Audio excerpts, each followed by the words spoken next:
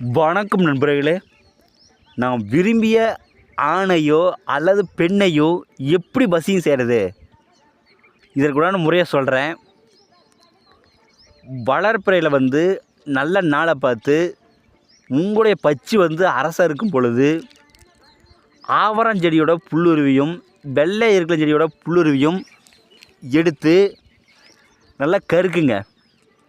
கருக்கி அந்த கருக்கள் கூட புனுகு, ஜவாது, கோராசனை, பச்சை கற்பூரம், மரகஜா, குங்குமப்பூ இதெல்லாம் சேர்த்து நல்லா மை போல் அரைத்து அந்த மையை ஒரு டப்பியில் வலிச்சு வச்சுக்கோங்க. பிறகு யார் வசியம் பண்ணணுமோ அவங்களுடைய காலடி மண் அல்லது அழுக்கு துணி, அவங்களுடைய நகம், ஏதோ ஒரு பொருள் எடுத்து வச்சுக்கோங்க.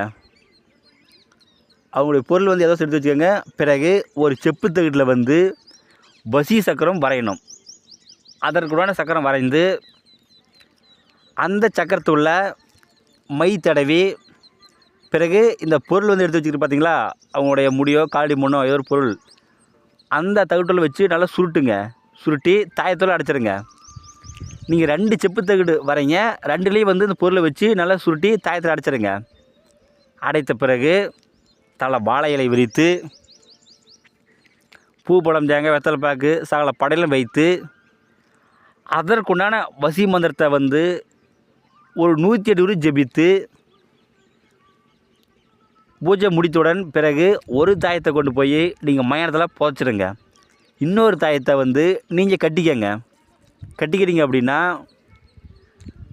நீங்கள் யாரை வசியம்னு நினைக்கிறீங்களோ அவங்க கண்டிப்பாக உங்களுக்கு வசியமாகிடுவாங்க. 1,00,000% வெற்றியாகும்.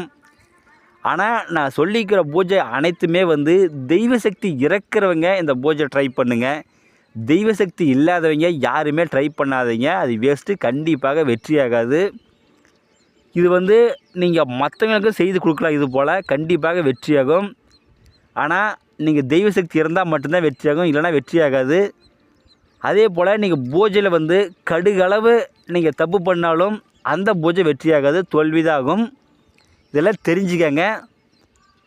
மாந்திரீகத்தில் உங்களுக்கு எந்த டவுட் தான் சரி எனக்கு ஃபோன் பண்ணி கேளுங்க. கண்டிப்பாக நான் சொல்கிறேன். நன்றிங்க.